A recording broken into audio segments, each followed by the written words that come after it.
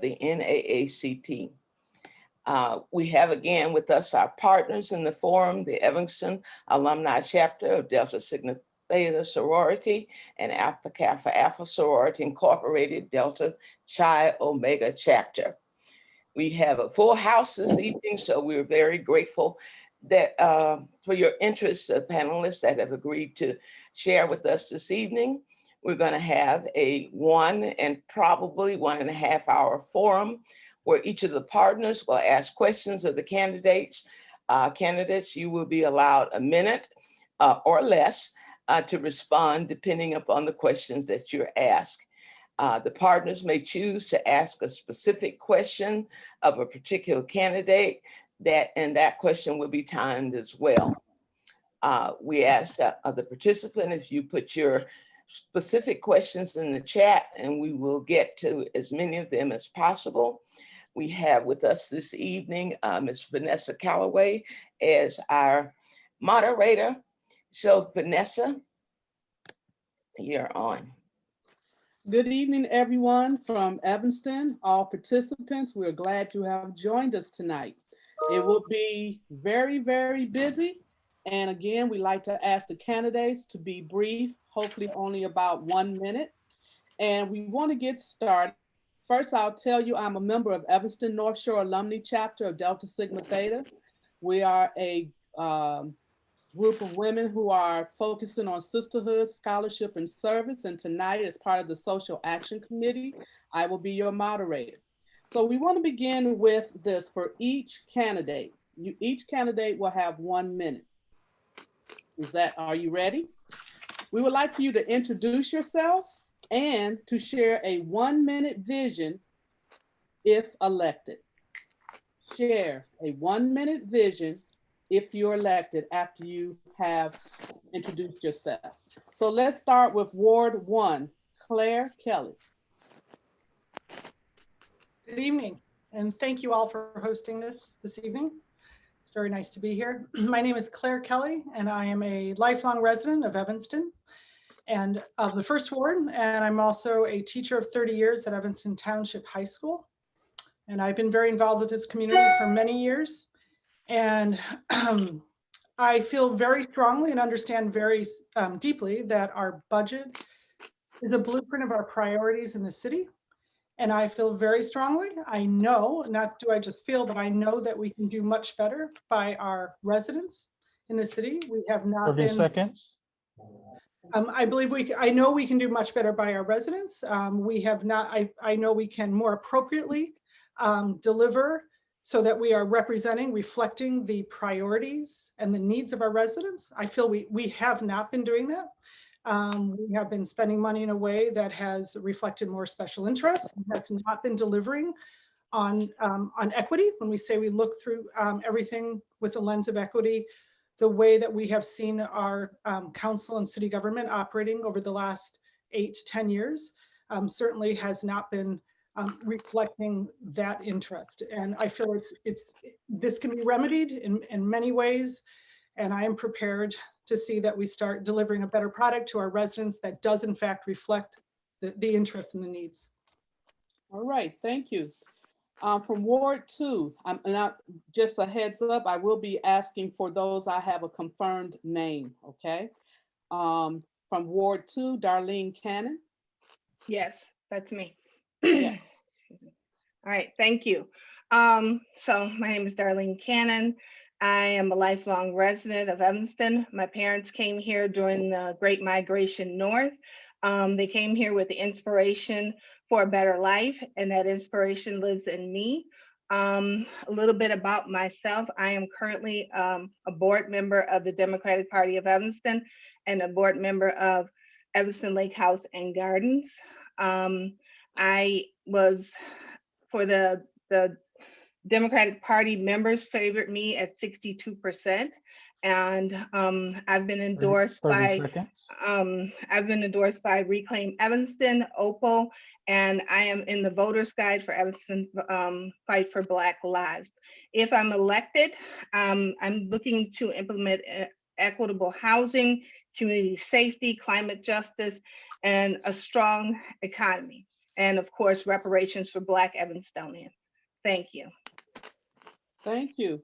From Ward 3, Mr. Nicholas K. Thank you. Pronounce your name. Korzanowski. I was right. All right. Thank you, and thank you to everyone for hosting and everyone for watching. My name is Nick Korzanowski. I'm on the ballot as Nicholas Korzanowski. I'll take all kinds there. Longtime Evanston resident. Our family's been here about, well, our family's about 6 years old. Our kiddo is in kindergarten right now at Lincoln, doing the whole COVID thing in person now. I am professionally doing the COVID thing on the other side. I help run a K-8 school district in Skokie on the tech side of things. So you may remember my name running for school board here in D65 4 years back. Same guy, that's me. We're running right now with an eye on the affordability 30 crisis seconds. and foremost. We are running a deficit in the city right now of about 8,500 affordable units. And I think that the way that we've been tackling that crisis is just not going to cut it in this coming term. And I want to take a look at affordability as more than just meeting, a statistical number on your rent, actually considering, again, what it costs to live in that unit as well. That means things like what's it cost to get your kid a reliable broadband connection for remote learning these days? What's your parking fees going to look like? What's your beach token situation and wheel tax situation going to look like? I want to address all of these things when we're talking about affordability and not just reduce the number of units that we need to fill in town. Thank you. All right, thank you. And from the 5th Ward, we have Bobby Burns.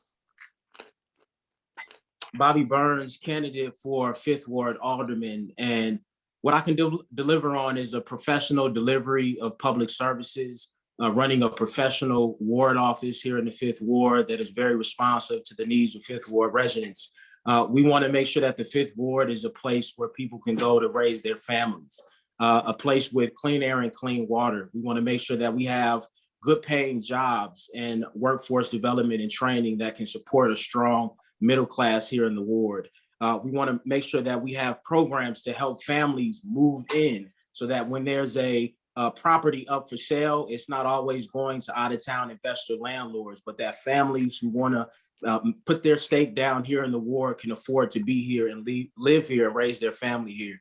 I want to continue the reparations program. With the clerk's office, I collaborated with the clerk's office to draft the first memo that made a case for reparations. And so I'm in a strong supporter of reparations and want to do what we can to support the program.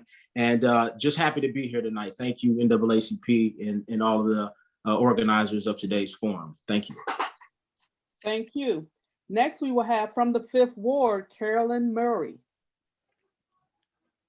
Thank you, NAACP, for hosting, as well as the AKAs and the Deltas. I will tell you that my name is Carolyn Murray. I was born and raised in Evanston in the 5th Ward all of my life. I started actively working back in the 5th Ward about 20 years ago. On one of the first initiatives when I purchased my home was the Evanston Youth Initiative, which led to what we see currently as a youth and young adult division. And over 10 years, I've led the 5th Ward meetings and most of the community events that we've hosted and participated with from the concerns and the issues that came up in the 5th Ward during that time. 30 seconds. I also have been an instrument in hosting the gun buyback since 2012. We've retrieved over 300 guns off the city of Evanston. And for the last 4 years, I've worked on initiatives that I feel that prompted me to get to this point that were not successful and were not being addressed in the Evanston City Council, like the Evanston Voter Initiative, the Harley Clark for community use, as well as the overfunding with the Robert Crown Center that we see currently. My vision for the 5th Ward is to return to that village that I grew up in, looking at several initiatives like affordable housing, safe COVID response, and making sure that we continue to work with our youth to give opportunities that are make it livable and a quality of life. Time. Thank you. Thank you. Thank you. Thank you. And from the 6th Ward, we have Thomas Suffredin.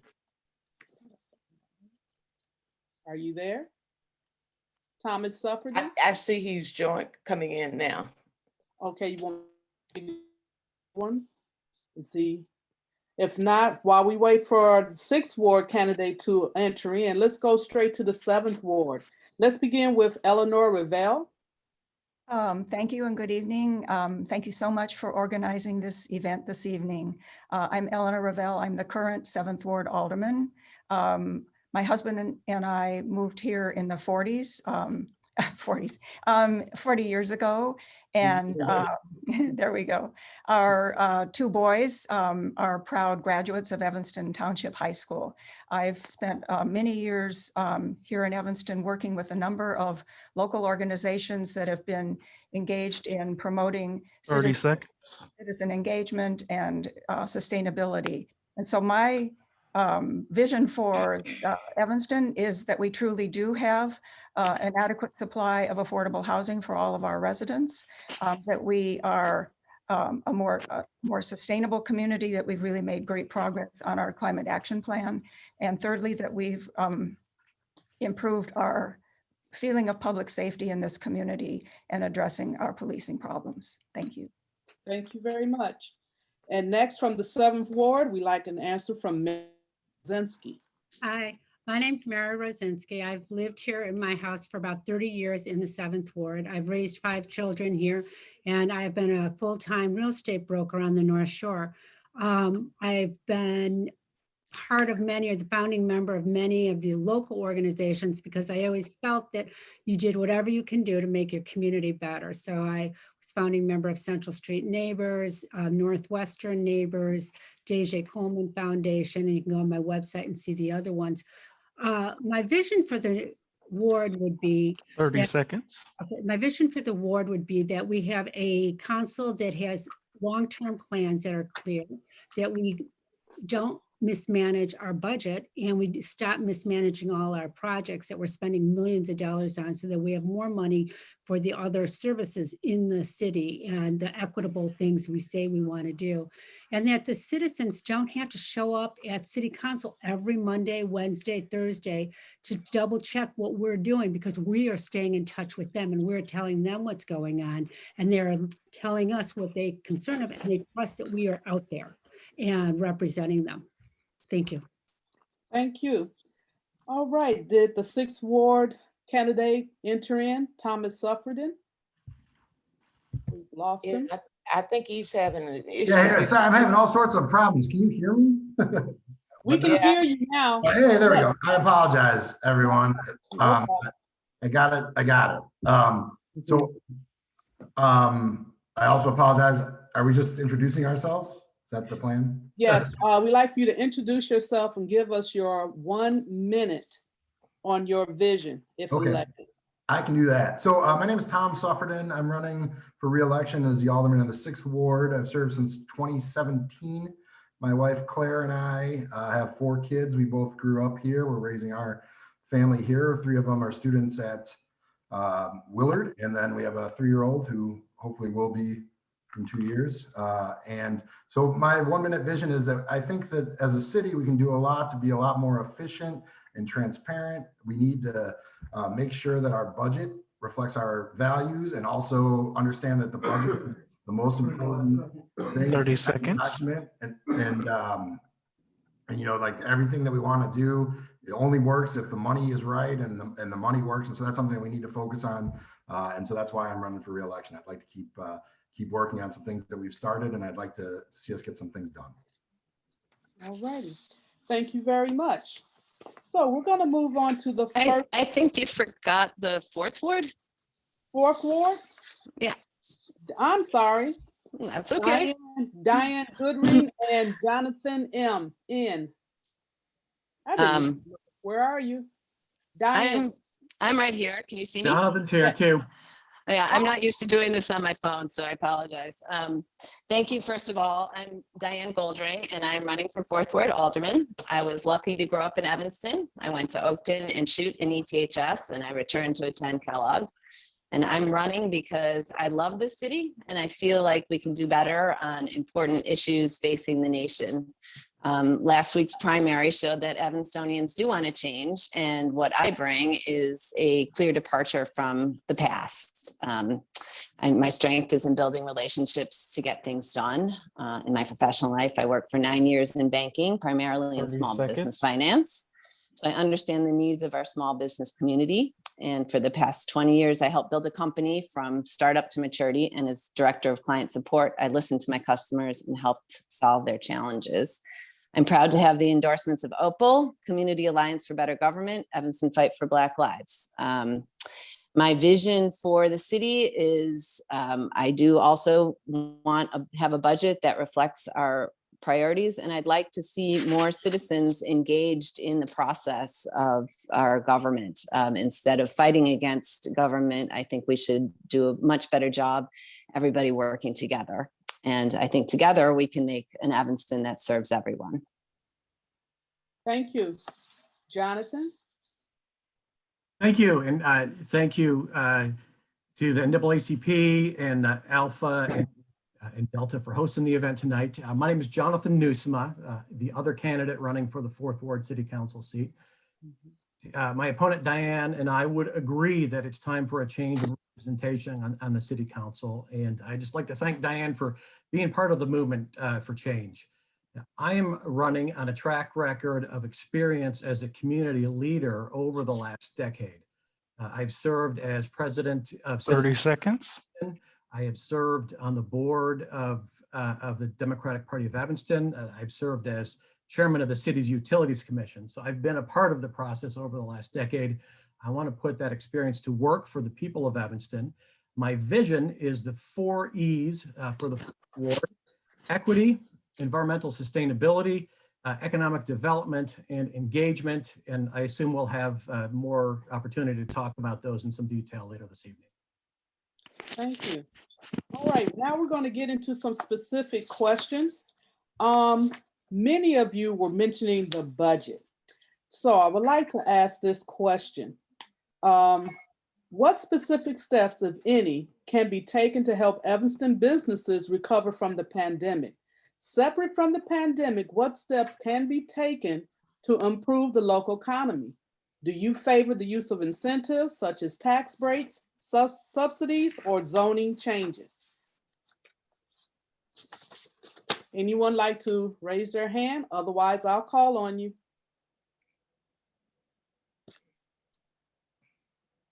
Okay, we're going to start with 4th Ward, Diane. There was a lot in that question.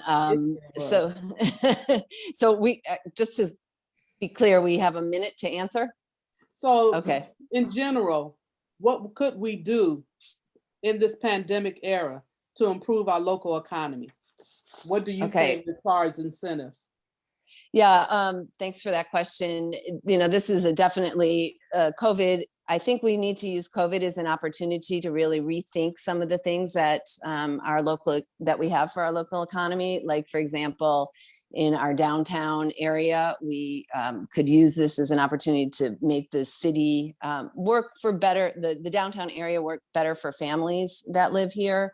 In terms of incentives, I definitely, I'm not in favor of tax breaks, but I do think zoning changes. 30 seconds. Like, it's such a big question.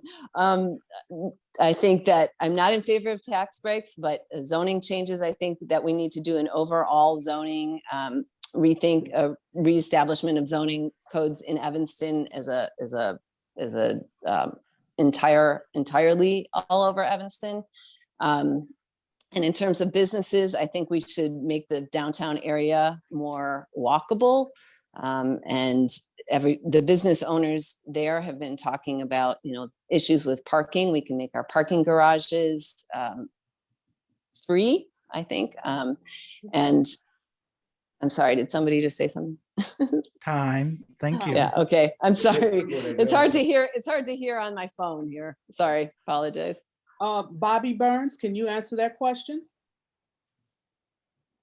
Yes. I think there's many different solutions to try to direct funds as much as we can to support businesses. But, I want to talk about, we really should use this as an opportunity, one, to see what worked, see what type of strategies the businesses that were able to weather COVID implemented, to see what types of businesses survived it, and use that to inform the types of businesses we want to recruit for our neighborhoods in downtown. And this may 30 be a seconds. once in a century opportunity to just reimagine and completely rethink how we're going to use space downtown. Downtown has largely been a space that would support Northwestern students and accommodate faculty and families flying in. And I think we have such a wonderful opportunity to make it a place that is welcoming to all of Evanston, especially residents in the 5th Ward. And I don't want us to miss an opportunity to do that. Okay, Darlene Cannon. Thank you. And I'm sorry, I forgot to thank the NAACP, the AKAs, and the Deltas. So let me say that.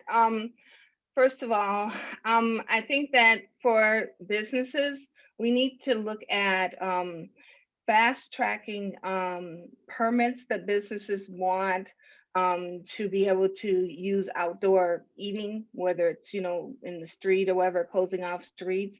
We need to make sure that that the federal funds that we're receiving from the government, that those are going directly to the businesses, that we're also supporting the employees of the businesses and making sure that they're being 30 paid seconds.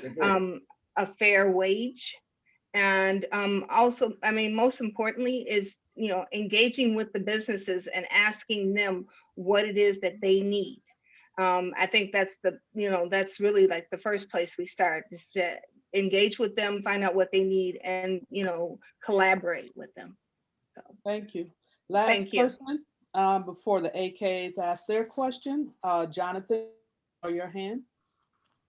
Yeah, thank you for the opportunity. One thing I've mentioned, and I'll spend a little bit of time on right now, is number one, right now, COVID is the economy. So the first step is knocking COVID out. We've got good news today that it seems that there will be enough vaccines at least available in the supply chain for the entire country later this year. So once that's under control, what can we do here to re-establish Evanston as a destination community? I would really like to do more to promote downtown 30 seconds. districts as a destination for arts and entertainment. I'm not the first person to have this idea. I'm very disappointed that the Cinemark movie theater is closed, but encouraged by the response that other interested parties seem to be willing to invest in that location. We've got the Northlight Theater coming back to downtown. So I would love to have a lively, vibrant art scene downtown that brings people to a very welcoming downtown area, which really stimulates our local economy. Okay. Is there anyone who'd like to answer quickly before I have the AKA guy? I raised my hand. All right. Want to go first, Carolyn? I see three. Carolyn Murray, then Claire Kelly, and then Mary Rozinski. Yes, so I would like to answer the question as it pertains to the 5th Ward businesses. One of the things that I would like to see in place, I pledge to all the small businesses, if elected as aldermen, to meet with them during the month to find out directly what their responses are into the economic situation that we have ongoing. I believe that the city of Evanston needs to really take an initiative to look into any resources that are allocated through the federal level and the state level.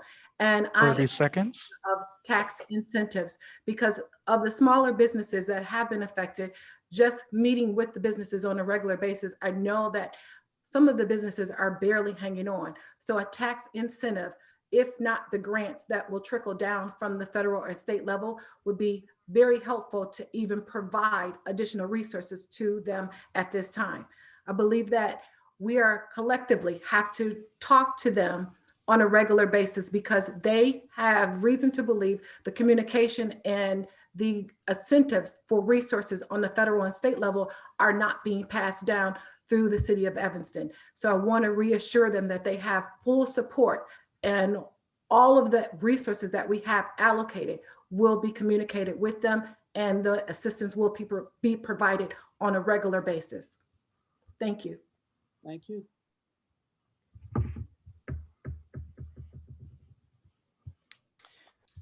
Shall I go ahead?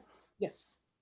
So yes, I think that restoring, reviving, helping our small businesses in our downtowns come back from COVID and get through it, it really absolutely must be top priority for our city. And I think we really need to look at pulling out all the stops here. I think we need to be innovative. I think there's been a lack of innovation in what we can do. Cities across the nation, there are myriad steps that they've taken. Some involve some money, some don't. For example, we could, things like cutting off the street on weekends to attract residents to come in and have open spaces, allowing restaurants to go into the streets more easily, to waive fees. There's so many things. 30 seconds.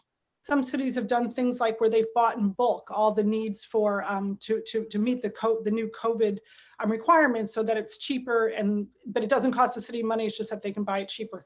And I think we really need to look at all that. We need to study carefully the CARES Act funds to see what the restrictions are and see how much we can consider allocating to boost our downtown and our small businesses. This gives back to us. I think we should invest financially in our small businesses, whether it's through tax incentive or otherwise. Again, this provides jobs, it brings back revenue, but most importantly, it's quality of living and the integrity of our city. Thank you. Mary? I think collectively, if we could sit down and talk, we'd get some really fantastic pictures here. But I do like the idea of thinking of all the business districts, because all of them need help and they support our neighborhoods. And coming to what makes Evanston welcoming for other people from outside of Evanston to come, and that is quit having so many parking tickets that makes us unfriendly. I think that would help with that issue. Possibly think about reducing the alcohol tax on the businesses so that they can have a little bit more revenue to pay. As Claire and some other people have said, 30 seconds. Carolyn, is open up your streets so that people can go outside. I think we're heading into spring and summer, so if something's going to happen, we can revitalize. And with the theater, that was disappointing, and I am so hoping that we can look at that property with someone who might come in and go, there's 13 theaters here. We could have stand-up, we could have so many different venues going on in there, that then we have parking. I mean, it could be an amazing place of lots of, if we use our economic development there, and then that'll filter out through the rest of the businesses. So I think all of us could be very creative with it. All right, thank you very much. AKA Claire McFarland. Hello, I'm happy to join tonight representing the Delta Chi Omega chapter, the North Shore chapter of Alpha Kappa Alpha, and want to thank the Deltas and NAACP for this continued effort, and it's wonderful to be a part of and participate. For my question tonight, we no doubt have noticed, all of us have noticed how our city has been featured in the national news lately because we are the nation's, at the moment, only funded reparations program. Hopefully we can soon say first funded, but only funded, so it's something to be proud of. I understand that the program is multifaceted and that housing has been addressed in the first phase of this multi-phase program. I'd like to ask the candidates what they would see, what they would suggest would be the emphasis of some of the next phases of the program, and why, considering the needs of your ward. Let's start with 6th Ward. Thomas. Thank you. And yeah, I want to jump in quickly because this ties to the previous question as well. I think as we move past housing, one of the things we should look at is a way to combine existing businesses with possible investment from people who receive reparations funds. That's a way to solve some of the economic fallout of COVID-19 and provide an opportunity for wealth building, which is one of the reasons why housing was initially chosen as the first one. I continue to be concerned about the funding because we don't know what the total funding target is We don't really have a full understanding of what the pace 30 with which we're going to seconds. receive funds from cannabis tax. So to answer your question, I think we should try and look at encouraging investment in existing businesses. And then also, as we have these large vacancies downtown that are going to require big investments, like look at ways to have people collaborate.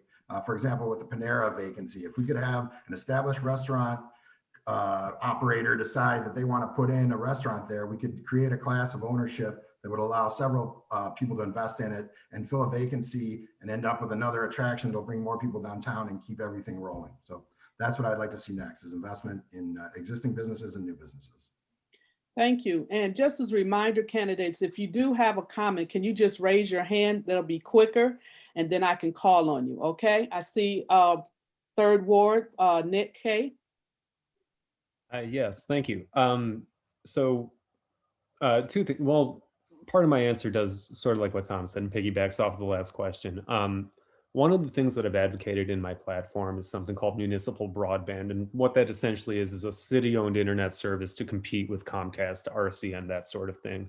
What that allows us to do with businesses is set a lower rate than our competitors, which will incentivize businesses that have a cheaper go at setting up a business here than Skokie, Rogers Park, that sort of thing. But it also lets us set lower rates for folks that get reparations 30 seconds. so that their kids can go to school without that being an added burden for them.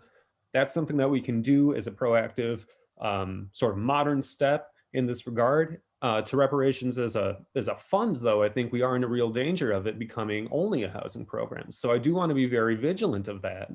It sounds strange all by itself that you have to qualify for reparations and then, well, the bank might give you a loan on a house. That cannot be the only answer we have. That to me that's not at all what people think of when they think of reparations. So we need to be true to our word and double down on this effort and make sure that it actually does realize the full potential of that program. All right, thank you. Anyone else like to answer the question? Darlene Cannon from the 2nd Ward. Okay, thank you. So when I think about reparations, I think about repair, that we're going to repair the harm that was done. So, I think reparations program is a good start, but I think it needs a lot more work to it. So one of the things I think about is that we must, since we're just centering it on housing, we have to take in consideration those who own homes, who we always talk about helping people build inherited generational wealth. What are we going to do with people who own homes and might want to purchase another home? How are we going to help them? 30 seconds. And then for those families who don't want to purchase a home, what are the options for them? And then in addition to the harm that was caused by redlining, also that had a direct impact on health. And so what are we going to do to help Black residents with health disparities that they have in this community too? So like I said, it's a good start, but it still needs a lot of work. Thank you. Thank you. And Carolyn Murray. I'm going to quickly try to address some ideas that I've done some research on. I'm looking at this fund to basically go into the lines of repair and restore. So I would look at this fund to basically go into a minority based at every point of it. So the funding would be going into the Black owned, minority owned banks as for the #1 criteria, as well as I'm looking for it to go into a trust. As you know that we have $400,000 that they have set aside at 30 seconds. So I'm looking at $400,000 to go into the undesignated dispensary that would set up a trust. So basically, we're looking at a minority-based bank housing the funds, as well as a minority-based corporation coming into the undesignated municipal marijuana dispensary that is still left. So that will create a trust. So then all of the monies that were going in from this point forward would definitely come back into the community based off the monies received with this trust. Because one understatement, the monies that were collected for fees and service charges were 80% collected for Black males. And I think that well, minorities. So Black males are included in that. So when you're looking at the restoring the historical damages that were done to African-American males by putting that. Time. Thank you. All right, thank you very much. Also, we have Diane Goodwin, 4th Ward. Okay, hi, it's Goldring. Goldring. Pardon. That's okay. That's okay. First of all, the idea of reparations is repair is something that people have made clear. Also, I don't think it would be up to me to say what is necessary. I think we want to hear from the Black community because those are the people that have been harmed. That being said, I would like us to have some way to identify the people who have already moved out of our Black community, and I would love to be able to find a way to bring more people back into Evanston and find them, have a way to find more people come back that have already left. Thank you. All right, thank you. And now Mary Rozinski from the 7th Ward, same question. I agree. I think the answer is not going to come from us white folks, but I think one thing I've heard in the overall discussion is that not everyone in the Black community has been heard yet. So I would be hesitant to move forward until the surveys have all reached everyone. I've heard there's been computer problems for some people, and I don't know if that's been resolved yet. So I would hope that whatever program does get established, there is a consensus among the people 30 who seconds. deserve to be there at the table deciding it, and that it becomes something that is like an annuity, because one of the things we've seen is that the Black population was denied generational wealth that the white people were able to have. And we have to help create that generational wealth, and we have to help narrow the job gap. So to Tom's point, I think, it's something that would also invest in businesses, not just housing. I think it really needs to be thought of: housing, education, jobs, training, and generational wealth. All right, thank you. Jonathan? I'll just echo what several of the other candidates have said with regards to the leadership on this issue really should come from within the Black community in Evanston. And I would look to the Black community to provide the ideas and would listen to those recommendations. I'll underscore the vital importance of that process of obtaining input from the Black community. It needs to be transparent, and all of the voices that have something to say need to be considered. And then once that works its way through the process to the city council, 30 my seconds. responsibility as an alderman would be to implement that recommendation and to see to it that it's institutionalized and memorialized in the operations of the city. And it's not just another feel-good thing that sits on the shelf but doesn't actually result in any measurable progress. I want to make sure that we make it happen and put measures in place to ensure that the reparations mechanisms are continuous. All right, thank you very much. Finally, Eleanor Revell, 7th Ward.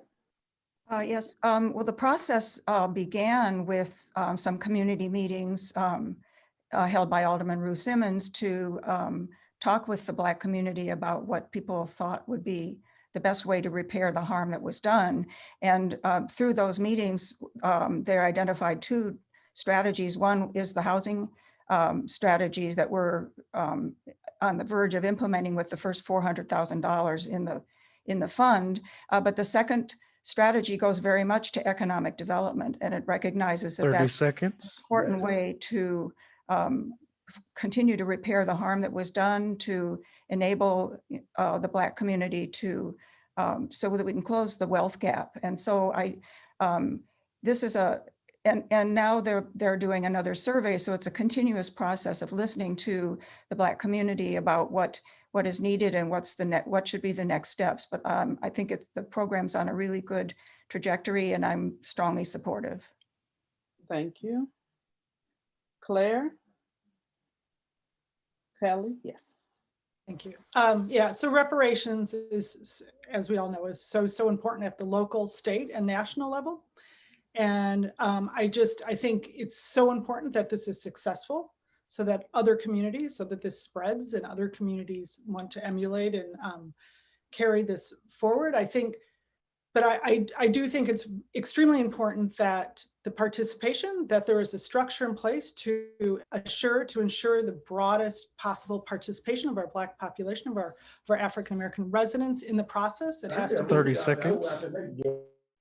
Yeah, I think we just need to put in place a structure that ensures very easy access so that we have the broadest possible participation to ensure a robust success of the program. Okay, thank you. Mary Rozinski, have you spoken yet on this topic? Thank you. Then Bobby Burns. Thank you. Yes, we need to continue to establish a clear community-led process to determine how the funds will be used.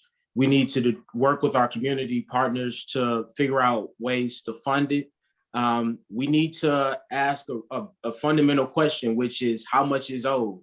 At this point, I have a concern that we're saying we owe money, but we don't know how much is owed to each what benefit is owed to each individual.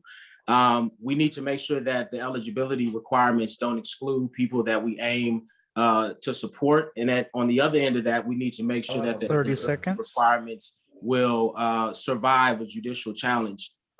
Most importantly, affordability of having stable housing and jobs to support a strong middle class is really important. And so we need to make sure we tie workforce development and job creation into even this first housing program, and make sure we have Black contractors and workers that are doing the housing improvements, which is one of the uses, one of the ways that the funds, this first program could be used. All right, thank you. Could we have do you want to give one more question, Claire, now or wait till later? I have a second question. I don't know how we are on timing. Maybe we want to have the NAACP do their question and circle back. You tell me. Yes, NAACP, your first question. Sure. The first question is, what do you see as the greatest need in your ward, and how do you plan to address that need? Raise your hands, please.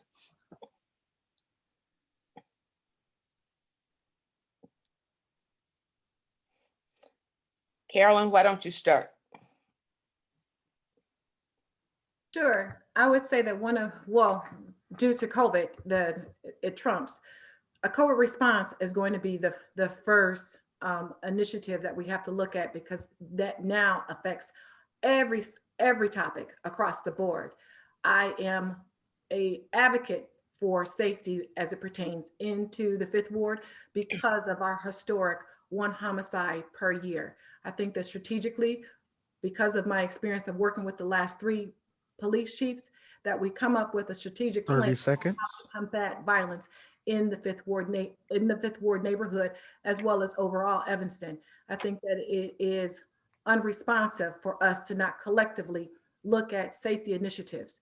And because of the COVID response, as it pertains to all of the other platform issues, we're going to have to come up with systematically getting those resources allocated in every aspect of our quality of life, our work employment, as well as our affordability and our transparency with information. Thank you.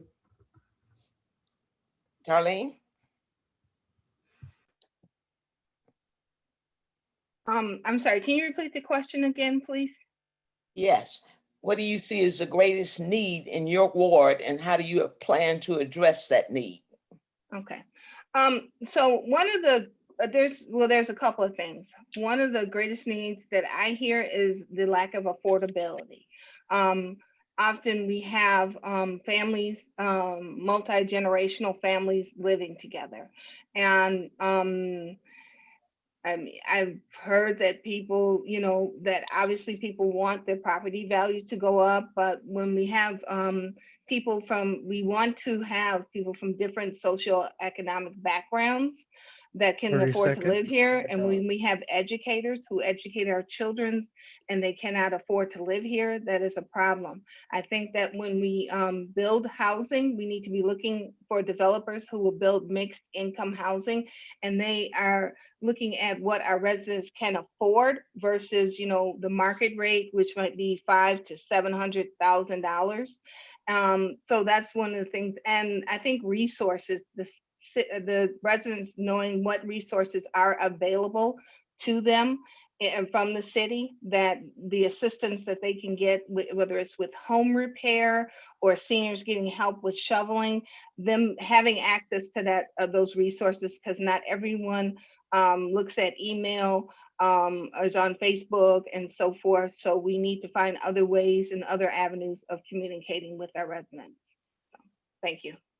Nick? There we are. Thank you. So I think the third ward is pretty unique in terms of the way that it's actually geographically and demographically laid out. So if you're by the water, you're going to say your biggest issue is that we're about to lose Lee Street Beach. Or your first issue is climate related because we're about to lose lakefront. And yes, we need to address that and we need to treat it with the urgency it deserves. If you're further inland though, you probably care a lot more about leaf blowers than you do about the view out your window right now, because you're getting woken up in the morning whenever they choose. There are laws in the books that are not being enforced with leaf blowers, and you probably want to address that real bad. I do too. If you're in South Evanston like me though, affordability, like I've been talking about, is very prescient right now with Lot 1. I talk about 30 affordability seconds. a lot with bringing up families. I want to be very clear that it's not just families coming up. Lot 1 is about to displace folks in their homes. That development very well may. And there are folks that are neighbors of that lot that are asking me, calling me at home going, I don't know what's going to happen, because they don't feel like there's anybody hearing them on the council right now. So affordability is a very important thing for these folks just staying where they are in town. And so I think the third ward does have a whole bunch of issues that may not span the entire ward, but they do span the entire city. And they're worth treating with the urgency that they all deserve. So when I speak to something that might seem larger than the ward, I'm not. It starts here as well. But I think we can all benefit from the work that I want to do here. Thank you. Thank you. Claire? Thank you. Yeah, given that this first ward has much of downtown Evanston, that really is the right now. There are several areas of need, but I'd say that's the greatest need to help restore and revive our downtown. And I think we have to really look at post-pandemic recovery measures that we can take. For example, a lot of towns are implementing formula ordinances. These are big box ordinances in order to sort of restrict some of the big box chains from moving in, so that we provide more opportunity to our small stores, our small businesses. What we've seen is just devastating, what's happening downtown. 30 seconds. Okay, so that's the top need right now. One of the, probably the top need for Ward 1. Thank you, Bobby. A big concern I'm hearing is out of town investor landlords, and that shows up in one part of the ward with boarded up properties, which is unacceptable. And in others, just properties that aren't well maintained and kept safe. You know, I think when property is available, we need to do what we can as a city to support families and people that intend to live in these dwellings, to get a hold of these properties, and we need to support them as best we can.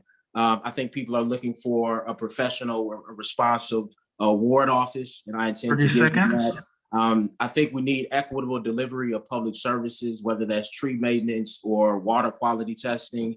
We need affordable houses to purchase. We have houses that are going for $600,000 or $400,000 a ward. Most folks can't afford that. We need affordable rental units and job creation. I can't stress this enough. There's a reason why the Fifth Ward rival places like Beverly in terms of African-American home ownership. We had manufacturing and jobs that could support a strong middle class. We have to bring that back. Okay, I see no more hands. So another question is kind of a personal question. What steps have you taken to become a better leader, and what has the impact been? Ms. Shaw, we do have two people who wanted to answer that question. Can they answer? I'm sorry, I didn't see the hand. Yes, Diane Bookring, and then Jonathan Newsma, and then Mary Rozinski. Sorry. All right, thank you. Okay. I haven't figured out how to raise my hand like technologically on my phone yet, so I'm just waving. With the fourth ward is unique in that it is in the center of Evanston, and it has a lot of issues. It has the same issues across, like every issue that is in every other ward also exists in Evanston because it has, or in the fourth ward, because it has 3 distinct business districts on Main Street, on Dempster Street, and also has a part of downtown. It has high rises, it has 2 flats, it has large single family homes. So there's no one single issue that is prevalent in Evanston, in the 30 fourth ward. seconds. Everything else that is across the city, the COVID health issues are huge. Affordable housing obviously is huge, with the new development that's coming up on the Vogue development has a few affordable units, but it's not nearly enough. There's also infrastructure issues. I hear as I've gone across the ward, people need stop signs and it's too dark on corners. So there's too many auto accidents and people hitting pedestrians. I've heard also people have asked me about the reparations program because they lived in the ward for over generations, and they want to know if they qualify because they live in the fourth ward and not in the fifth, seventh, 8th, or second ward. So basically we're a microcosm of the entire city. So we've got all the challenges that everybody else faces, or many of the challenges that everybody else faces in the fourth ward. Thank you. Jonathan?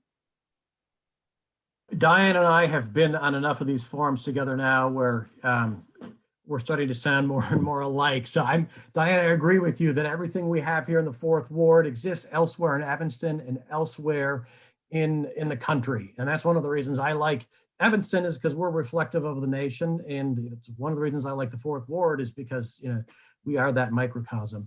If there's one thing that I will add to that list, though, which is also indicative of Greater Evanston, is I would want to rebuild the trust of the residents 30 seconds. Board in their aldermen and in their city government. And I think it's important for a functioning democracy for the people to trust the elected officials that they have chosen to act on their behalf.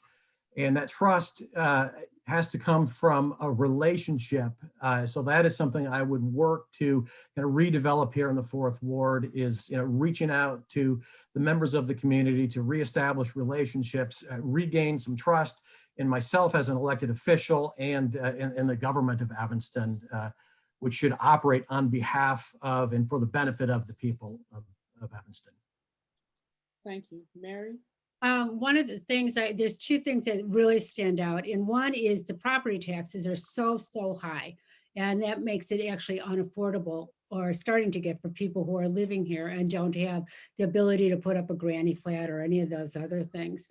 And the irony of sitting next to the largest non-tax paying landowner in this town is a problem. And Northwestern it can be an asset on some levels, but it's constantly pushing its boundaries into the surrounding neighborhoods. And ever since I've been 30 here, seconds. 4 battles to try to keep them in their place, in the sense of just do what you do, have your sports, but also be a fair share partner. But it seems like they're coming into the neighborhoods. The city council gave them zoning.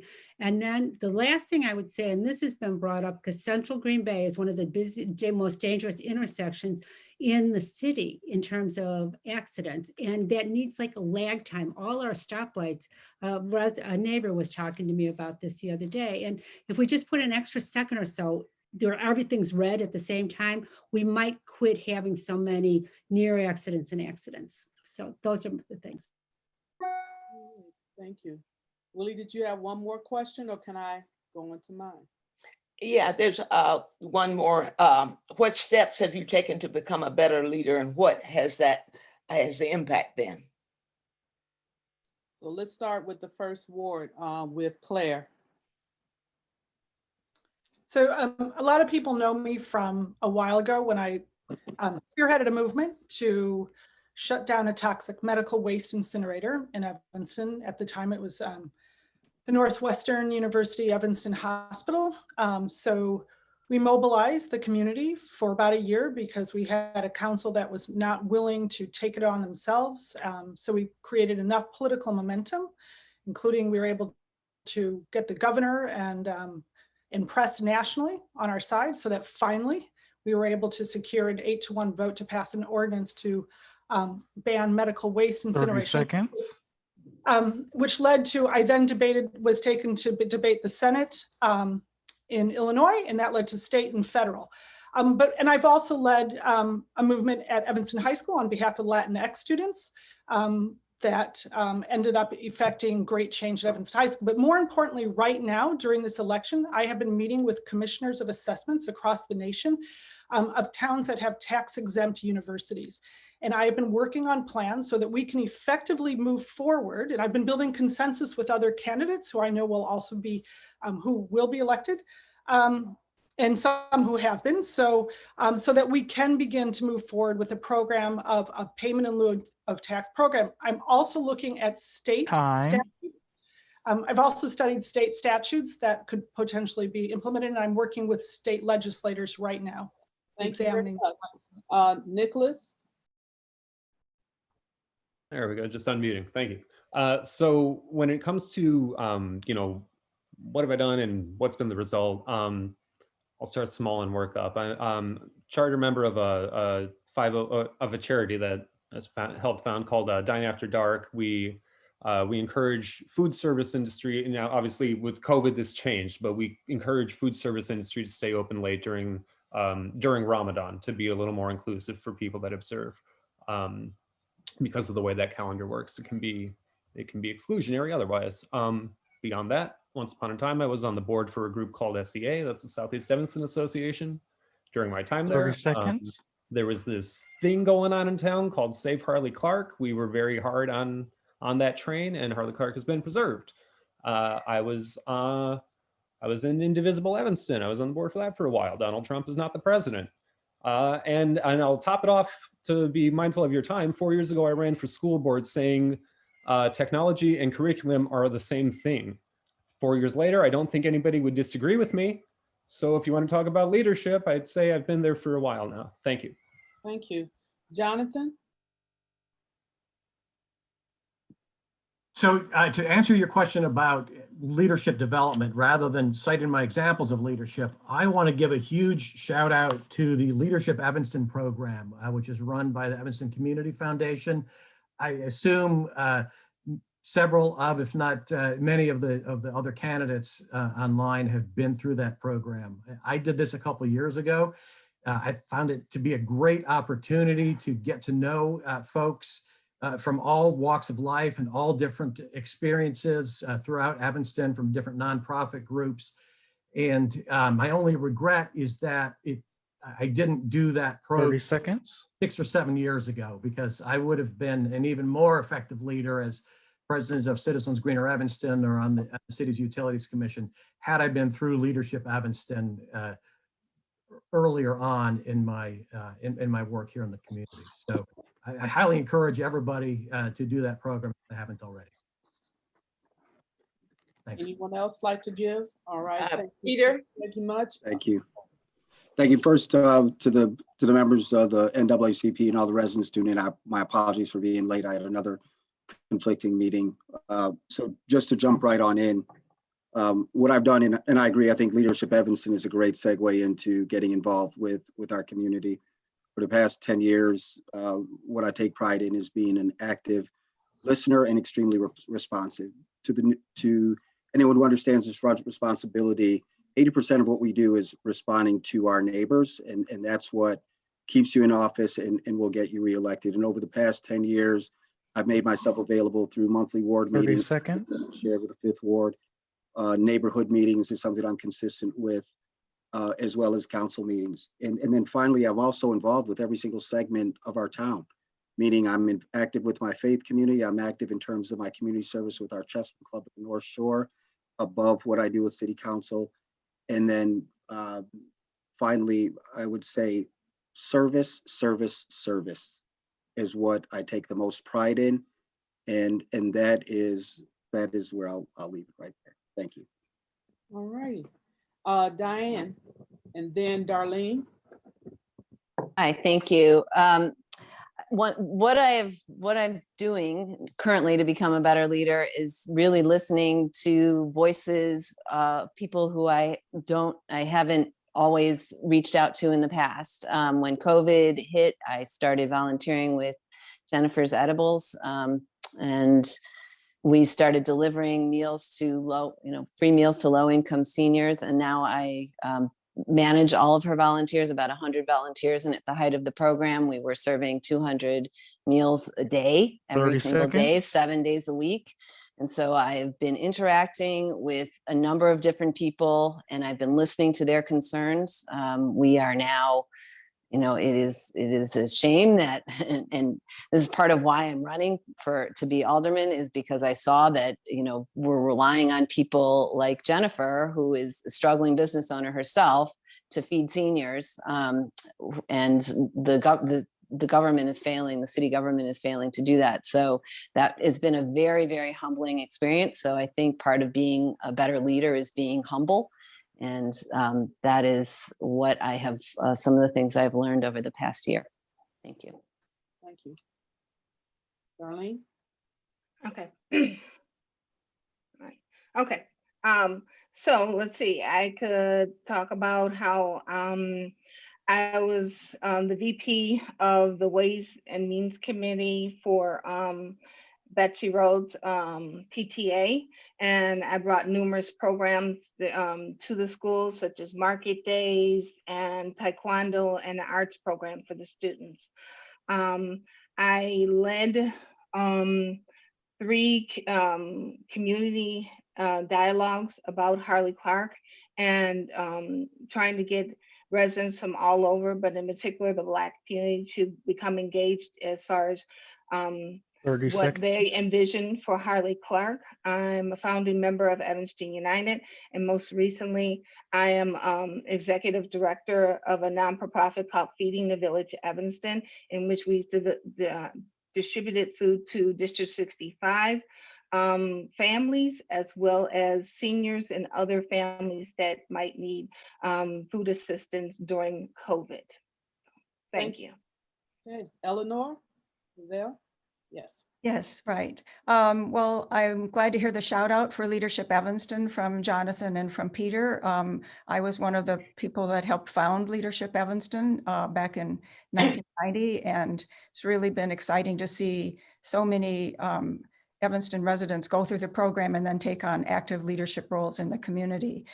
For myself, I think the organization that I was active with prior to becoming on the city council that's been most useful for me as an alderman was my founding role with 30 seconds. Citizen Screener Evanston, where I also served as president for several years. And so CGE worked with our sustainability office to develop the first climate action plan for Evanston, the second climate action plan for Evanston, and now I'm on the city council working to implement the third climate action plan. And as I know you know from reading the newspaper, this is a climate emergency, and we really need to do all we can, both as a community and as individuals, to address this serious crisis. Thank you. Mary Rozinski. I started with a couple other people, Central Street Neighbors, United 6th and 7th Ward, to come together to have a stronger voice. And we're in 11th year or 12th year now. And we had the Central Street Master Plan, where we worked on for about an entire year with the city and got that actually codified. I was very proud of that. The No Park Sale, which became Evanston Parks and Lakefront Alliance, came together because of the threat of privatization of our lakefront, and I'm very pro-green open spaces. So we were able to stop that from being privatized. 30 seconds. The Save Harley Clark, and getting 28,000 people in this town to vote to save that space for public use, in spite of the fact that the city council is having a hard time stumbling past listening to the people. The Evanstonians for Responsible Robert Crown Plan has shed the and I've worked on that with Clara and Darlene, by the way, and to shed light on the transparency of our financial processes and how we decide projects are going to be managed or not managed. And now, luckily, everyone's starting to see that we can't do projects like that anymore. And then I think there's other things. But then the North Shore Board of Realtors, I'm on 2 committees there. And one of them is the diversity and fair housing. And we are extending out to the entire North Shore, more public awareness. Thank you. Time. Thank you. Carolyn Murray. Yes. So I will speak briefly. Over 20 years of experience of listening to the residents of the ward, the businesses and their concerns, adapting community events to respond to the need of any type of trend or exacerbating point that the residents want to get an immediate response for.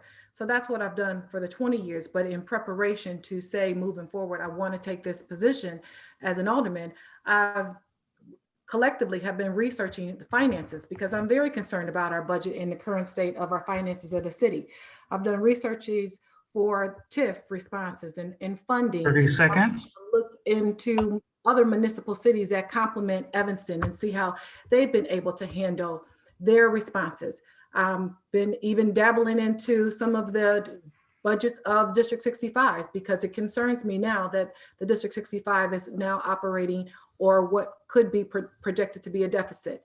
I'm concerned about the safety initiatives all across the country. I've actively had conversations and meetings with Chief Cook to make sure that we're on point and what are the latest and greatest initiatives as it pertains to community policing and how those things could be implemented in our ward and our city. So the preparation has been there just to review some commonalities that Time. Thank you. Thank you. Thank you. Tom Suffredin and then Bobby Burns.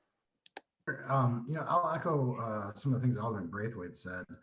My experience in the last 4 years has been this job requires deep listening and figuring out patterns. One of the things that our city does a good job of is chronicling people's complaints and problems through the 311 system. But one of the things that we could do a better job of is making our touch points more sensitive. We saw that most recently with the huge snowstorm that we had. A lot of complaints about driveways being plowed in. And the reality is that's something that's going to happen. 30 seconds. Storm, but the way that people got responded to wasn't always the softest thing. And the other reality is that people in the 6th Ward and in Evanston generally, but I think maybe more so up here, don't have a ton of interaction with the city. So when they do have these few interactions and they go unpleasantly, it leads to an experience that makes them question some of the larger issues with the city. So the thing that I've learned the most in the last 4 years is that when people approach you with a problem, you have to listen to the immediate problem and see what other possible underlying causes are and how you can affect change at that level so that they don't become chronic. And people, we really are the most livable city by the standards of the people who live here, not some sort of external measure. Thank you. Bobby Burns. Yes, former deputy city clerk, we worked on access to public records in Evanston and overall transparency in Evanston. I've organized over at least 20 different issues that are important to Evanston residents and were being discussed by this current council as well as previous councils. Former board member on Open Communities, which is a HUD certified housing counselor and a fair housing organization. As a political consultant, we work to elect good, honest leaders to all levels of local government. And we work with our neighbors across Cook County to find really creative solutions to solve irretractable issues. Proud to have the endorsement of both the current and former aldermen of the 5th Ward, and that's important so that we make sure there's a continuity in leadership, but also we follow through on the work that they started on, from affordable housing to reparations. And I always say the 5th Ward is an arbitrary political boundary. And so it's been important to stay in touch with neighbors, both before I started running, but also during the campaign, to see how people's literal block is doing and what the day-to-day community concerns are and issues are. Okay, thank you very much. This is going to be really good and we don't have a lot of time, but here's a question I want each of you to answer, and I will go ward by ward. What form of government do you support? City manager and city council, which is what we have now, or mayor and council, which is what some of our residents are advocating for. So which form of government do you support? City manager and city council, or mayor and council? Ready? Let's begin with the 7th Ward. Eleanor Revell, and then Mary Rozinski. Well, I favor our current council manager form of government. I think we have that, it's a way to have professional staff managing and taking care of the daily business in the community. The city council sets the policies and makes sure that they are properly implemented and deliver the services that the residents want. I think I'm a strong supporter of our current form of government. Thank you. Mary? I'd like to explore the mayor form. I'd like to have a professional mayor full-time, pay him appropriately or pay her appropriately to do the job, and the city council be the voting on moving forward on policies. I think we could get a good city manager to help the mayor do something, but since the city manager is not elected, I don't feel like there's a whole lot of accountability there. So I'd like to see more of that. Thank you. 6th Ward, Thomas Suffredin.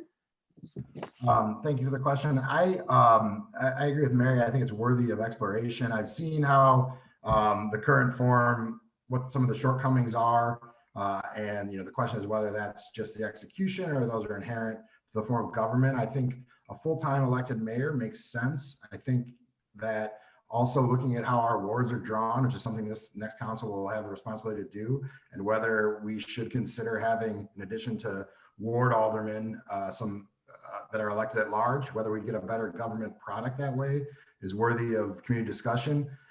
So I know if you're looking for a yes or no answer, I would say that I am inclined to support change to a mayor council system. But that's a community discussion that we need to have. And at the end of the day, it really comes down to what is the most efficient use of the money that we pour into the government and what it delivers the best product for the residents who live here. And if that is in fact the mayor council system, I'd absolutely support it. If it's a modified form of what we have now with different amounts of aldermen or aldermen elected in different political boundaries, I think that's something to look at. But I think the real key to it is that the next council lay that out as something that we're going to consider very early on in the term and lay out a timeline so that we don't end up in a situation similar to where we are now, where you have a council with very few meetings left trying to make very big decisions that have long-term consequences for the city. Thank you. From the 5th Ward, Bobby Burns. I'm open to both. I would just caution us if we decided to move to a strong mayor form of government.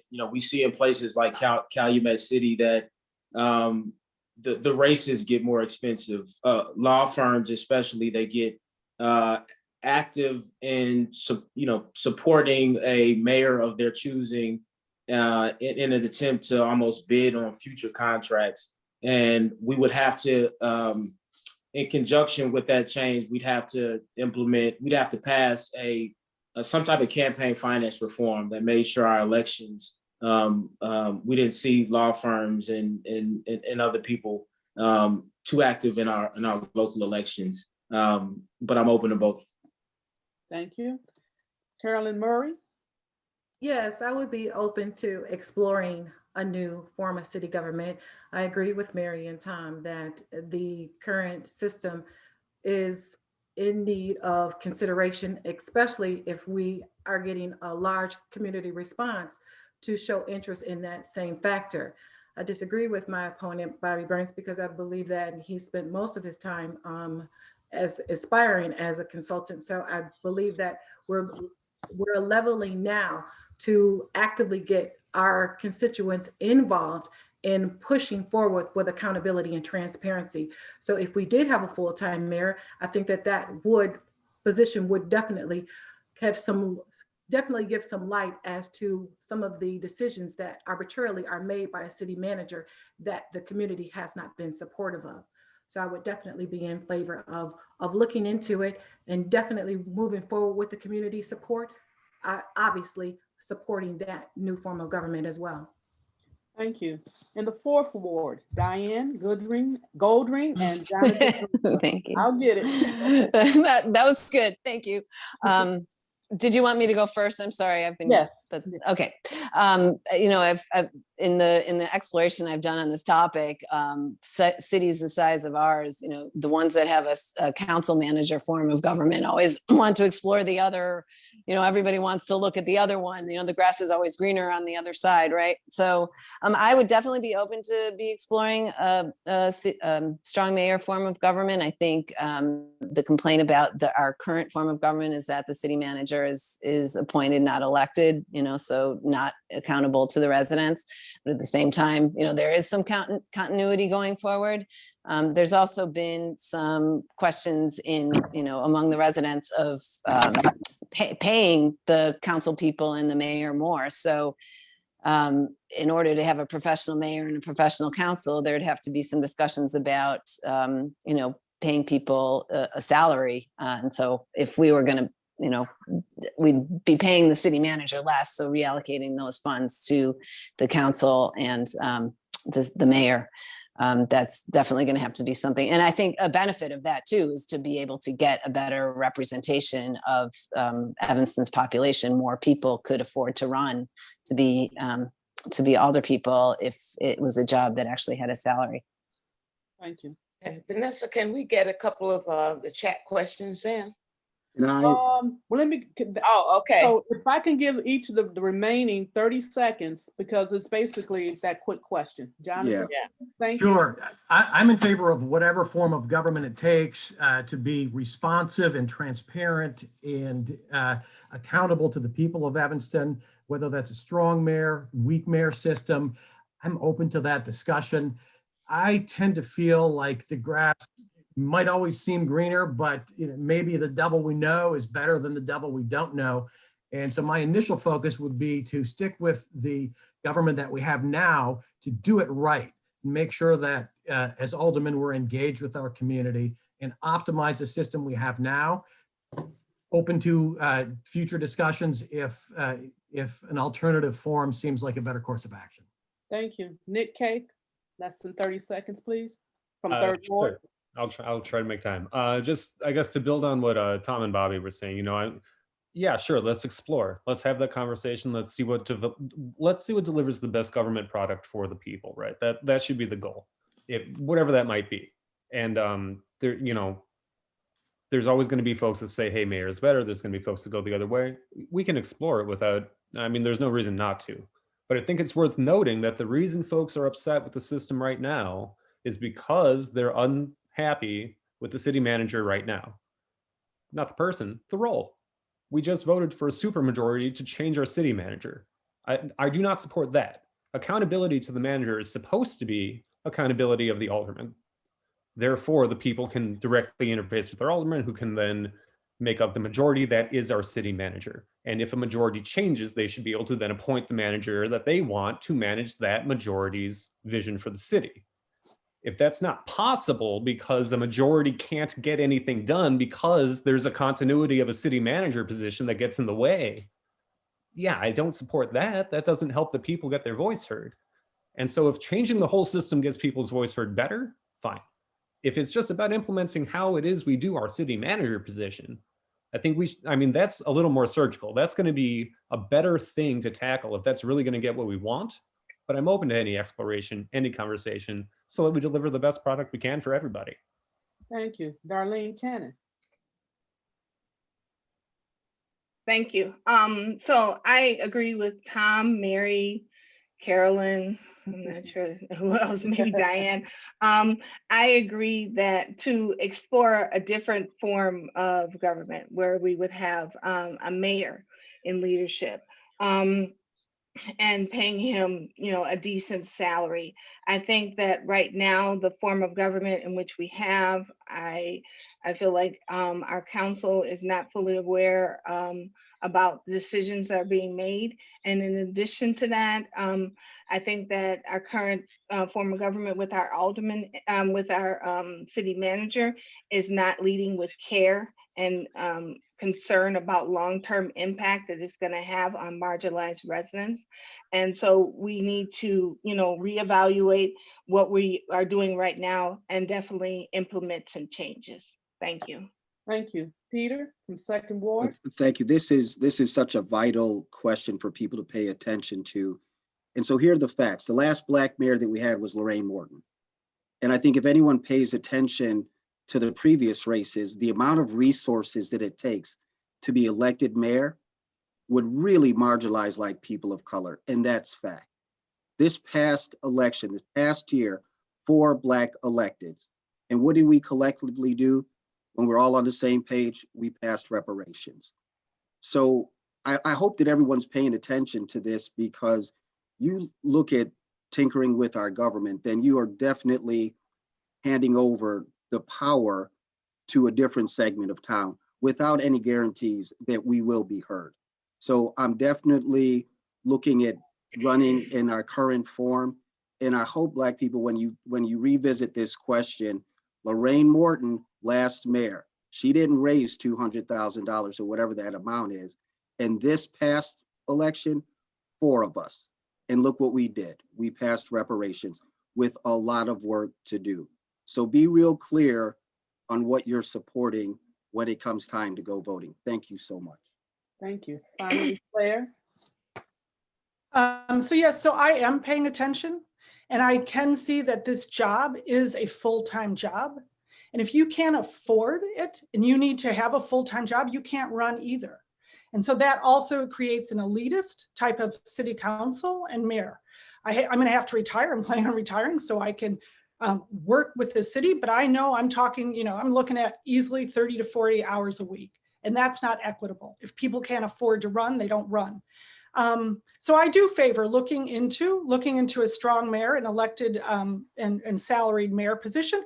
I also think we need to look at the infrastructure right now. What's happened that we have literally squandered tens of millions of dollars in these last 4 years that have not benefited anybody.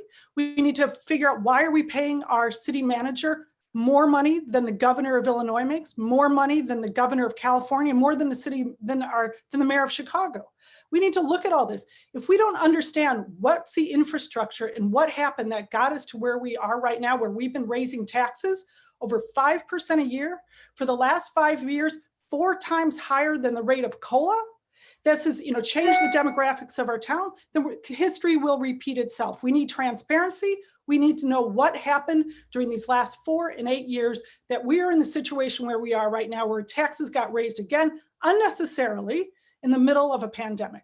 And we need to look at the full infrastructure, how our city's set up, and why we ended up with this the situation we're in now, where residents are incredibly burdened, and we're one of the top tax burdened cities in this nation. Thank you. Ms. Shaw? Yes, this question is specifically for the 5th Ward candidates, and it says, what has been the impact of TIF in the 5th Ward, and will you address the benefits that it has presented to residents, and if it has reduced further gentrification? 5th Ward. So 5th Ward, Bobby Burns, would you like to speak first?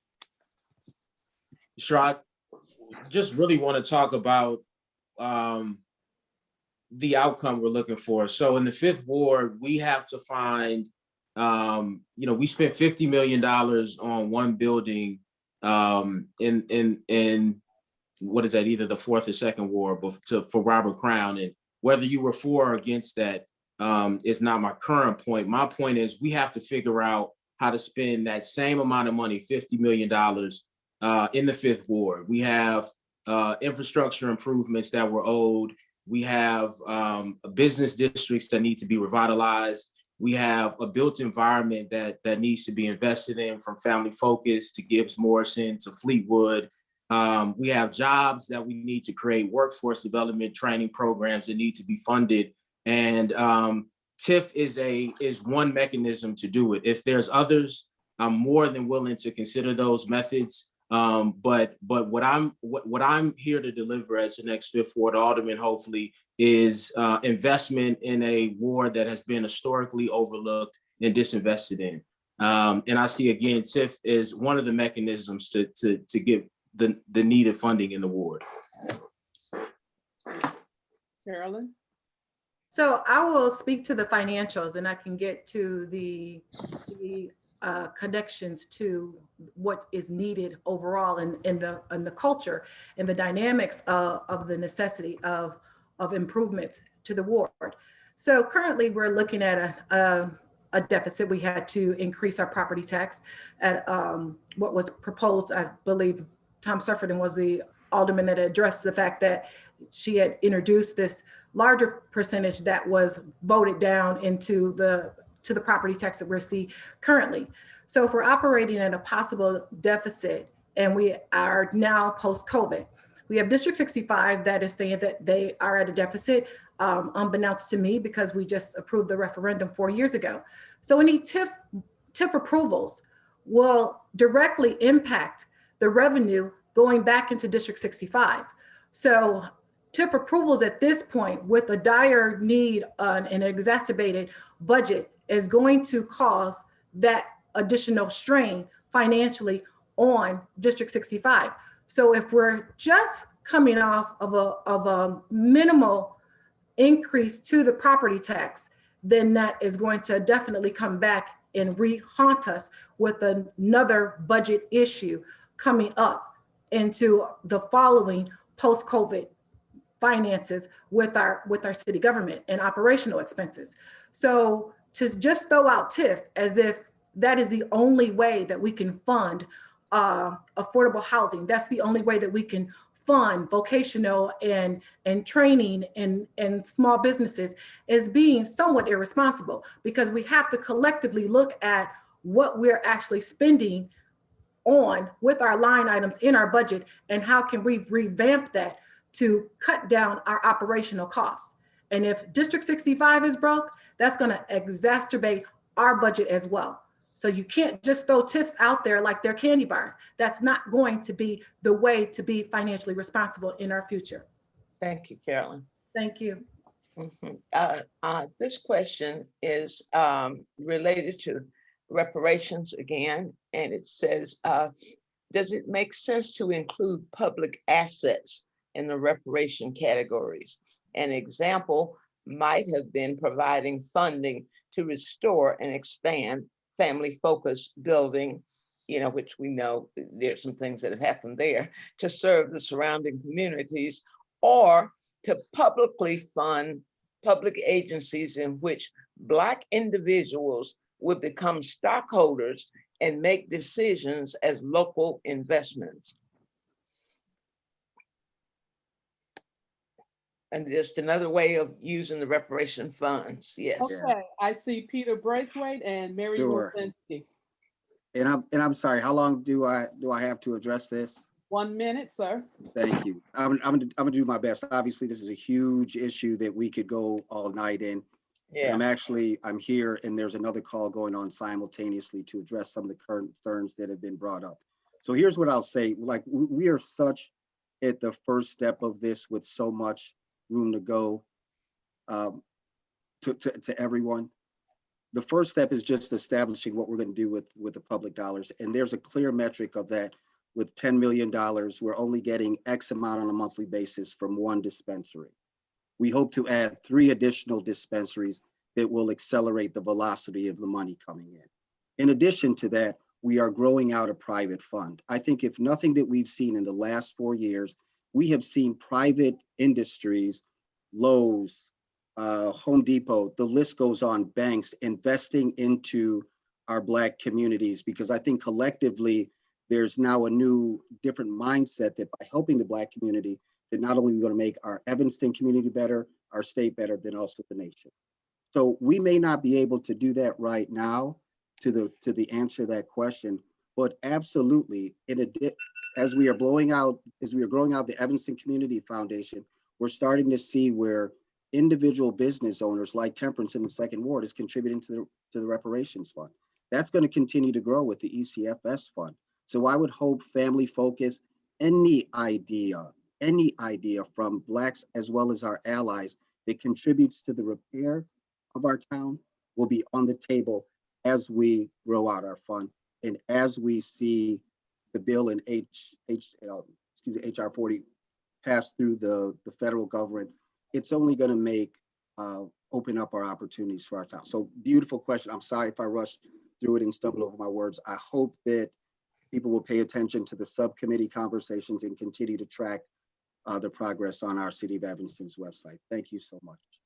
Thank you. And Mary, you had your Can hand you, raised. was the question, should reparations money go also towards the type of family focus and building housing, like physical assets? Then, okay, so. Yeah, or a business where they could invest in, be investors in. Okay, that's what I thought. Okay, just want to make sure, because my answer is yes, because I think that you're creating business, you're creating wealth, and you're creating it to be a sustainable. And I don't know that it's the whole thing, but I think it's definitely part of the building of the foundation of it so that it continues.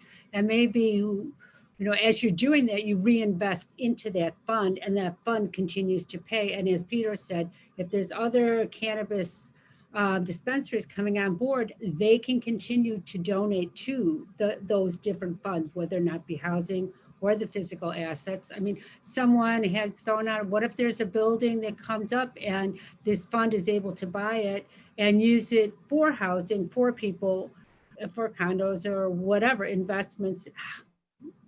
There's an ultimate endless amount of possibilities if we let our mind think about what's the best use of that money, both physically or just giving it to people as they need it. So the answer is yes. I think that it's a good idea. And I thought I saw one more hand. Was that it? If not, Willie, do you? Oh, I'm sorry. I did. Carolyn Murray. Yes. So it basically goes back to my original answer. I alluded then that I don't think that the funds should just be distributed and exhausted. I think that we're looking at a trust. We're looking at a minority-based bank and corporation to establish it, and then establish it by, if the funding is available, we're looking at that other dispensary that is unlicensed at this point and go into it, building the trust so it reinvests itself. It's not that we are saying, okay, well, we're distributing the money that has reinvested into itself.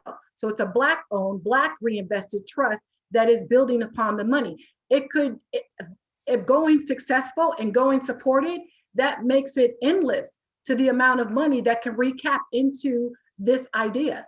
But it's one of many ideas because it just concentrating it on one basic effort of distribution is not going to be equitable across the board, and it's not fair to the people that historically reparations is supposed to represent. Okay. Thank you. Our time is probably, we could go on forever. I mean, there's so many questions and you're giving us so much information. And so I think, Willie, can I ask a final question as a closure? Sure. And that question will be for each of you, why do you want to be alderman? Really, what is it? Why do you want to be alderman? It's specifically for your ward. So I'm going to begin with the first ward and we'll go down the line. You have 1 minute, beginning with Claire Kelly. Thank you.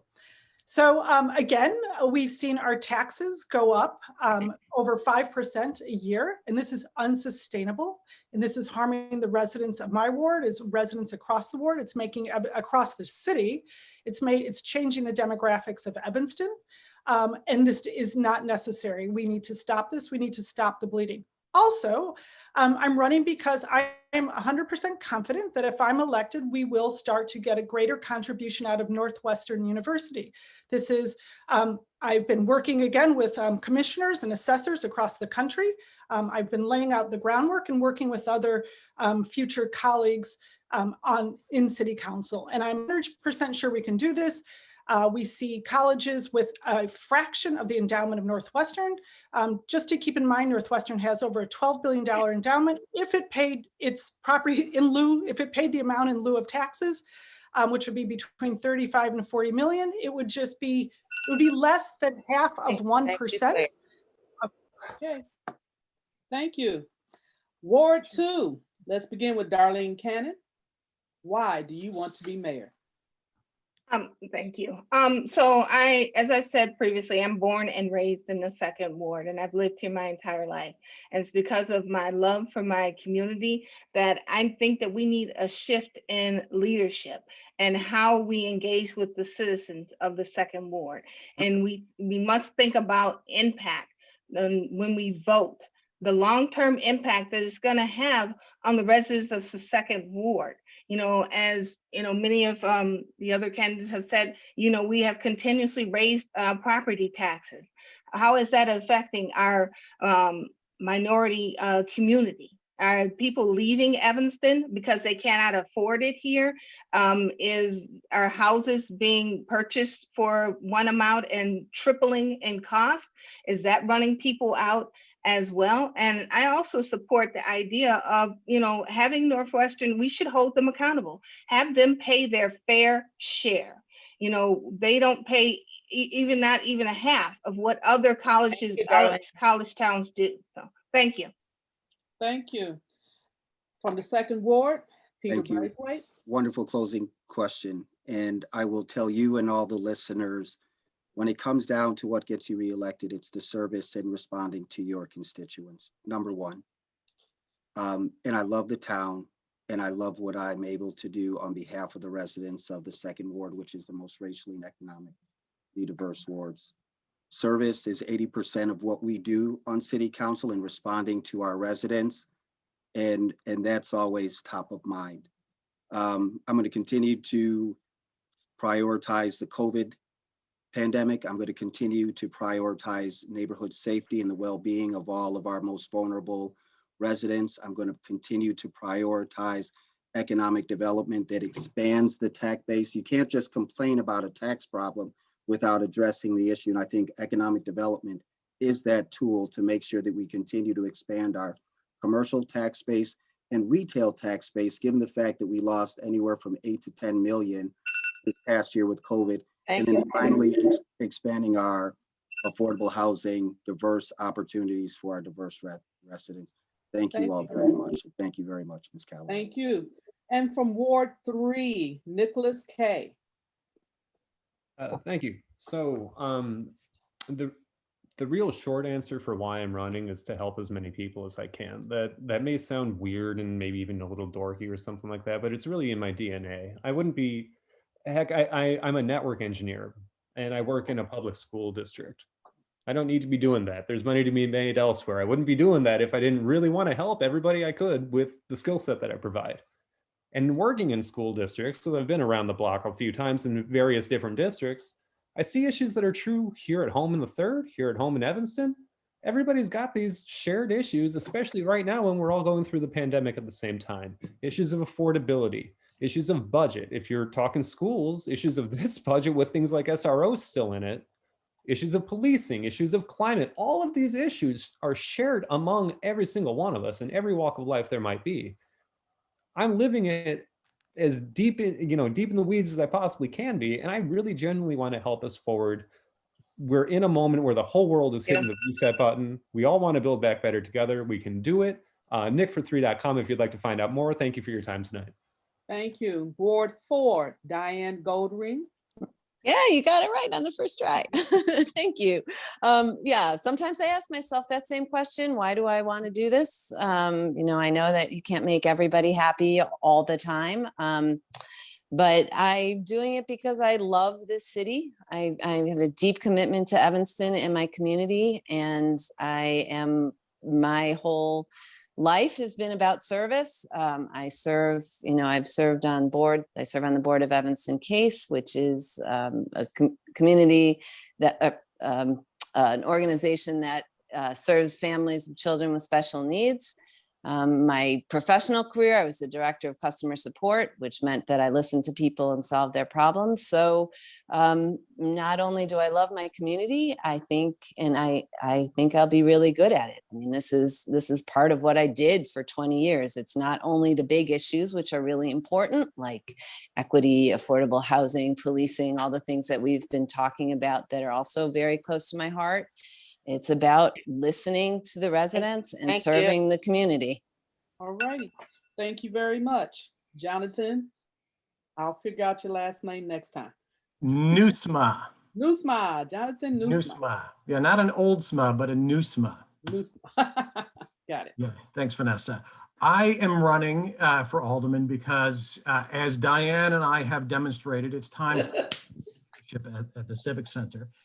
And I'm running to continue the work that I've been doing as a community leader over the last decade, working to make Evanston not only more environmentally sustainable, but also socially and economically sustainable as well. This is work that I have done as president of Citizens Greener Evanston, chairman of the city's Utilities Commission, on the board of the Democratic Party of Evanston. My track record as a community advocate goes back as far as junior high, when I wrote my first letter to the editor, and freshman year of high school when I spoke at my first public meeting. So this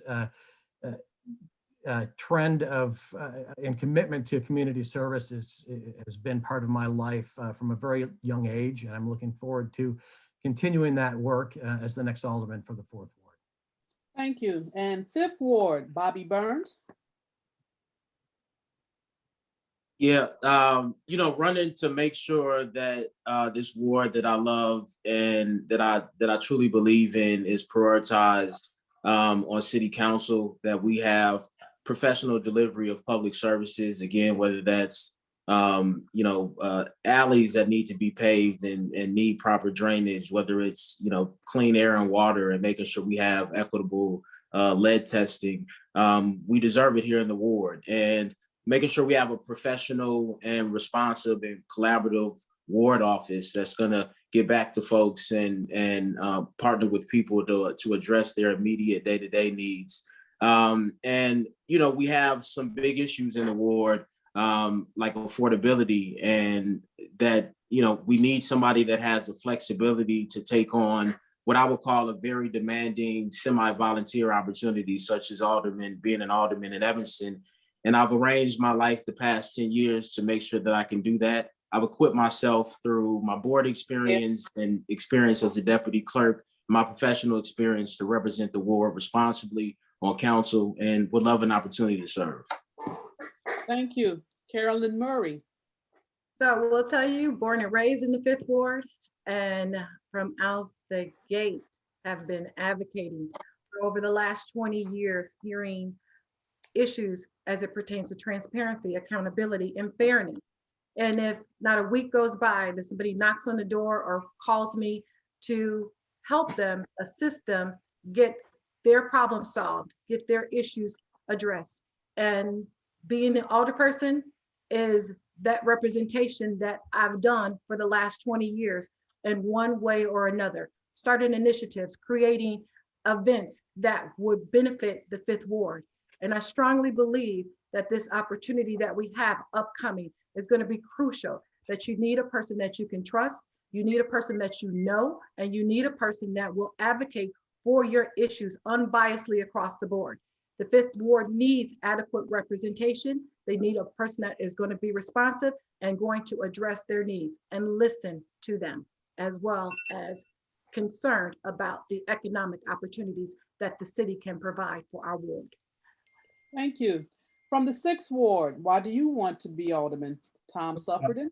Thank you for asking. And it's the same reason I ran 4 years ago. There's a huge gap between where we are and where we could be as a city. And I want to be part of bringing that gap smaller. I think this council has done a lot of good things. We've built things. We need to pay for them. We've started programs. We need to fund them. There's a lot of unfinished business, and I'm not a person who starts things and walks away. So the reason I'm running again is because I think with a new mayor and a city manager who, while I don't agree with the hiring process, is new and has the capability to do good things, we have a chance to bring Evanston out of this COVID situation and become the real city on a hill that we're supposed to be. We are uniquely positioned on the North Shore, and where we are in relation to Chicago, we're a unique community in the nation, and I want to be part of bringing us to where we should be, and I look forward to working in the next 4 years to do that. Thank you. From the 7th Ward, let's hear from Eleanor Revell. Thank you. Well, there are 3 policy areas that I've been working on in my time on the city council that I really need to not wrap up exactly, but continue to see them come to fruition. One is affordable housing. I'm part of the Affordable Housing Plan steering committee, and we really need to finish that affordable housing plan so we can implement it with new strategies that will really be successful at increasing the supply of affordable housing. I'm also part of a subcommittee working to develop an alternative emergency response program that will send mental health professionals and peer support staff instead of an officer, a uniformed police officer, to help people in crisis. This will provide a better outcome for the residents in crisis, and it will mean that we can reduce the demand on our police department and ultimately reduce some of the funding needed from the police department. And the third area that I want to continue working on, of course, is implementation of our climate action plan. Okay, thank you very much. And Mary Rozinski. I want to run because I've always been a community builder ever since I was a little kid. I come from a family of 8 and I have 9 stepbrothers and sisters, and everywhere you go, and my job is working with people. I help people find houses, rentals, you know, whatever that is. And I think the people in Evanston are just absolutely the most amazing people that I have run into as a collective group. And I've seen over the last couple of years a stifling of this amazing energy and intelligence. And I want to be part of something that brings that back up and lets the community really thrive with itself. And we've seen a lot. I'd like to help continue to build between the wards as we've been doing over the last 4 years. And I think all of you, we've all worked together on different things over the years. I see you, Carolyn. And I just want to be part of that energy, because I think we can be the destination on the North Shore that people come to. We can rebuild, we can keep it diverse, we can do our affordable housing if we do it with a plan, we can get the money in order, and we can make the city better. Okay, thank you very much. And I'm going to turn it back over to Ms. Shaw, but I do want to say we did not get to all of our questions, nearly not half of them, but I would like to encourage you to, and in your aldermanic roles, to learn, or not learn, but to better the communication, encouraging and engaging your residents to become more active in the community beyond voting, and especially our young people. Ms. Shaw? All right, thank you. There's no need for a response to this, but I just wanted to read this for all of you that are currently on the city council and those who may be on the city council. And this is in terms of reparation and housing again. And it says, my grandmother and her siblings at one point owned at least 4 homes, a beauty salon in Evanston. My grandfather owned 2 homes. I am now in a condo. And because my children now have children and I'm aging, I would really love to purchase a single family home here in Evanston to leave as a family home. However, because of the high price of homes and property taxes, I've been forced to look outside of Evanston where I can get the most for my bucks. And I think that is the sentiment of a lot of people here. So this is the last forum for the NAACP and its fantastic partners. It has been a pleasure collaborating with you, and the NAACP looks forward to working with you on upcoming initiatives. We thank the participants that have shown great community interest since we had our first forum in January. We appreciate the support of our local president, Michael Neighbors, our executive committee members, our civic engagement committee members, and our membership at large. We wish all the candidates well in their prospective bids. You have all won because you gave your time, you gave your energy, you gave your talent, and you gave your money in an effort to make our community a more livable place for everyone. But our work is not done yet. We will be encouraging voters to use their power through every avenue and platform that's available to us. If you need to contact us, you can go to Evanston NAACP on Facebook, NAACP, letter E, letter V